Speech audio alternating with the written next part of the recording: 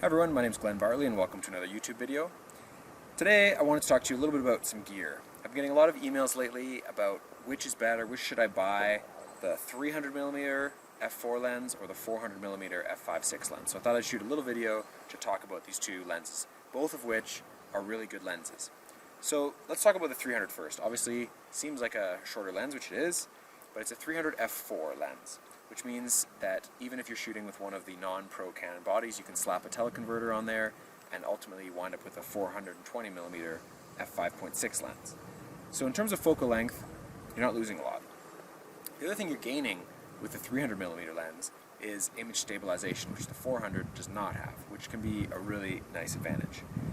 But I would say that the main difference when it comes to the 300 versus the 400 is that this lens focuses down to 1.5 meters away from your subject. I believe it's actually just over 4 feet, which for a fairly medium telephoto length lens is extremely close. This lens actually can almost double as a macro lens, especially if you've got an extension tube kit or if you're using a 1.4 converter with it.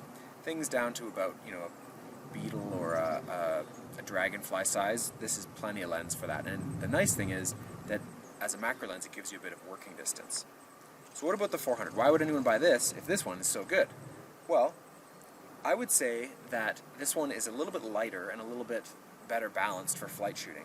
So if you're mainly doing flight shooting and you're not going to do any macro stuff and you're not too concerned about that minimum focus distance, the 400 might be the lens for you. It's probably a little bit sharper than this 300 and a little bit lighter and a little bit better balanced. Cost, pretty comparable. 300 I think is a little bit more. May not be accurate on that, but I think so. So the question is, if you could only have one, which one would you get? And again, it's a subjective, independent decision depending on what you shoot. But for me, if I could only have one of these two lenses, it would definitely be the 300. It's a much more versatile lens overall, having image stabilization and that close minimum focus distance. Ultimately, if I could only have one in my bag, and when I go traveling and I go down to the tropics and I'm going to take just one, every single time it's this one. So both fantastic lenses, depends on what you shoot. If you're only going to buy one, I'd go with this one.